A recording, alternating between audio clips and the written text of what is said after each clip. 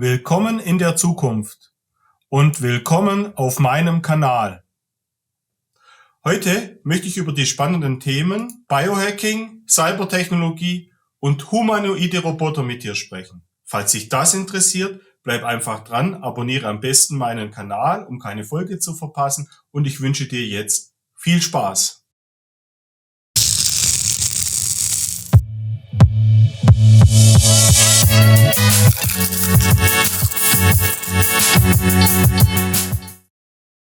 Glaubt ihr, dass wir durch Biohacking, Cyborg-Technologie und humanoide Roboter an die Grenzen unserer menschlichen Existenz stoßen werden?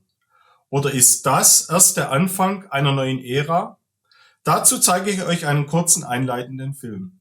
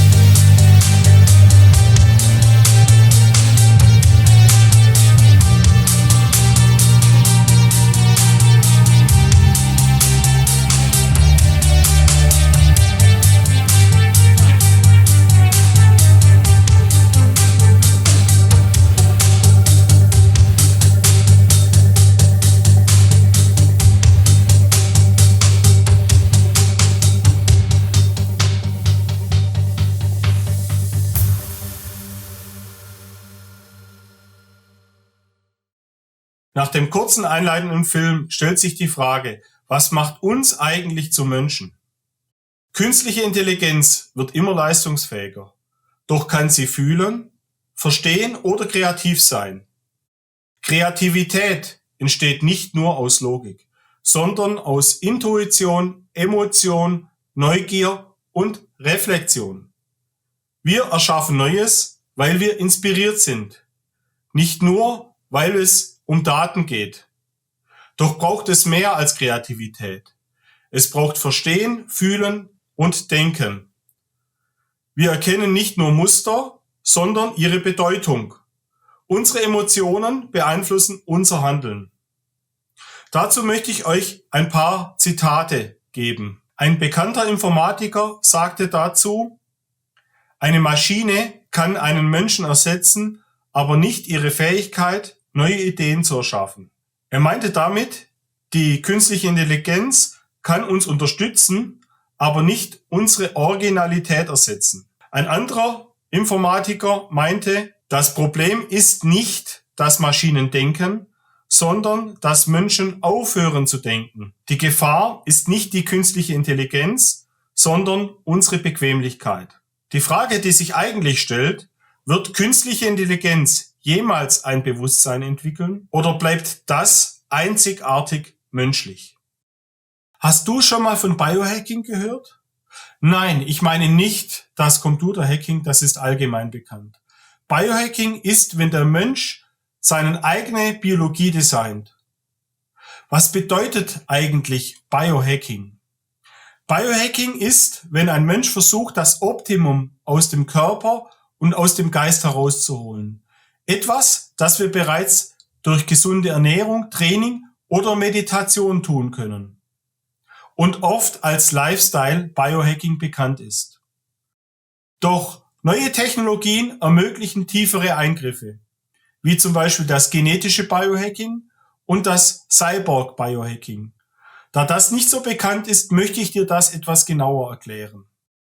Das sogenannte genetische Biohacking nutzt die moderne Biotechnologie, wie die Genschere CRISPR, um zum Beispiel die DNA gezielt zu verändern. Hier kann man zum Beispiel Gene herausschneiden, die unerwünscht sind, Oder man kann Gene einfügen, die zum Beispiel eine größere Muskelmasse bilden. Die Frage, die sich sofort stellt, wo sind hier die Grenzen? Und wie weit dürfen wir mit unserem eigenen Körper gehen? Ist es richtig, den biologischen Code zu verändern für Dinge, die vielleicht nicht so entscheidend sind für das Leben, wie zum Beispiel die Augenfarbe oder andere Dinge? Und dann ist noch zu sagen, dass das Biohacking natürlich ein Selbstversuch ist und hohe Risiken mit sich bringen kann. Eine andere Technologie ist das Cyborg-Hacking. Hier kann man die Sinne erweitern mit sogenannten Implantaten wie Mikrochips oder Sensoren. Zum Beispiel kann man Magnetimplantate einführen, die dann Magnetfelder spüren lassen. Oder sogenannte RFID-Chips, die man nutzen kann, um zum Beispiel Türen oder Geräte zu entsperren. Eine sehr fortschrittliche Technologie ist zum Beispiel das sogenannte Neuralimplantat. Hier kann man mit einem Chip eine direkte Verbindung zum Gehirn schaffen, zur Steuerung von Prothesen. Aber die Frage, die sich jetzt stellt, wer kontrolliert diese Technologie? Bleibt unser Bewusstsein frei? Kann es manipuliert oder sogar ausgelesen werden über diese Technologien? Und wenn du glaubst, das wäre alles Science Fiction, dann muss ich dich enttäuschen. Alle Arten des Biohackings werden bereits angewendet. Und es ist nur eine Frage der Zeit, bis sie sich technisch durchsetzen werden. Somit sind die ethischen Fragestellungen von großer Bedeutung und unsere Gesellschaft muss klären, mit welcher Methodik in unserer Gesellschaft vorangegangen werden soll und was erlaubt und was nicht erlaubt sein sollte. Ihr habt sicherlich schon gemerkt, die Frage, die sich jetzt stellt, was unterscheidet eigentlich die Maschine vom Menschen? Dazu möchte ich euch jetzt eine kurze Übersicht geben. Schauen wir uns die Maschine an. Sie ist präzise und berechenbar, lernt aus Daten, nicht aus der Erfahrung, hat kein Bewusstsein und geht über eine Simulation. Sie hat keine eigenen Ziele und folgt Anweisungen, die ihr gegeben wurden.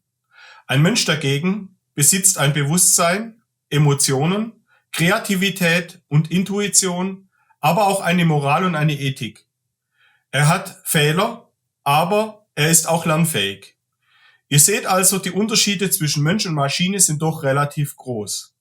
Die Frage, die sich jetzt stellt, was passiert, wenn wir beides miteinander verbinden werden und einen Cyborg oder einen humanoiden Roboter erschaffen? Wir haben bei der Betrachtung allerdings den dritten Faktor vergessen, die künstliche Intelligenz. Wenn wir über Maschinen und Menschen sprechen, dürfen wir die künstliche Intelligenz KI nicht vergessen. Sie ist weder Mensch noch Maschine im klassischen Sinne, sondern eine Brücke zwischen beiden. Was passiert, wenn wir die KI mit unserem Gehirn verbinden? Oder wenn wir einen humanoiden Roboter erschaffen, der über Sensoren seine Umwelt erkennen kann und selbstständig beginnt zu handeln. Wir wissen bereits jetzt, dass KI deutlich schneller als wir lernen kann. Doch kann sie dabei eigene Ziele verfolgen? Wie sieht es aus mit moralischen Entscheidungen? Was versteht sie unter Ethik? Du siehst, KI wird die Grenze zwischen Maschinen und Mensch unglaublich stark verändern. Und die Frage ist, welche moralischen Entscheidungen wird sie treffen?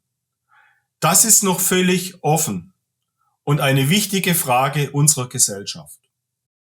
Wie könnte in Zukunft jetzt die Zusammenarbeit zwischen Mensch, Maschine und künstlicher Intelligenz aussehen? Dazu ein kurzes Zitat. Der wahre Fortschritt besteht nicht nur in der Entwicklung neuer Maschinen, sondern im klugen Umgang mit ihnen. Was ist damit gemeint? Gemeint ist, dass die Technologie den Menschen nicht ersetzen soll, sondern ihn erweitern. Und hier könnten wir 3 wichtige Punkte festhalten. Der Mensch soll die Kreativität, die Ethik und die Intuition und außerdem die Schlüsselrolle spielen. Die künstliche Intelligenz, die Datenanalyse, Mustererkennung und auch für Entscheidungshilfen verantwortlich sein. Der Roboter selber kann jetzt präzise Ausführungen und vor allem bei körperlich schwerer Arbeit verstärkt zum Einsatz kommen. Zum Schluss möchte ich euch noch auf ein anderes allgemeines Thema zu sprechen kommen, das sich gerade in der wissenschaftlichen Entwicklung befindet. Es handelt sich um die sogenannte allgemeine künstliche Intelligenz, eine sogenannte AGI. Diese Intelligenz soll ein Bewusstsein haben und selbstständig Entscheidungen treffen können. Die Gefahr, die hier besteht, ist, dass der Mensch eine derartige Entwicklung nicht mehr ausschalten könnte, sie sich verselbstständigt und unkontrollierte Dinge tut, vor allem auch ethische Unsicherheiten erzeugen könnte. Was meint ihr dazu? Sollen wir eine AGI entwickeln? Macht das Sinn? Und welche Dinge sollten wir dabei berücksichtigen? Falls euch das interessiert, gebt mir doch einfach einen Daumen hoch und abonniert meinen Kanal, schreibt es mir in die Kommentare und ich kann gerne dazu auch ein weiteres Video machen. Ich würde mich freuen, wenn ihr wieder beim nächsten Mal dabei seid.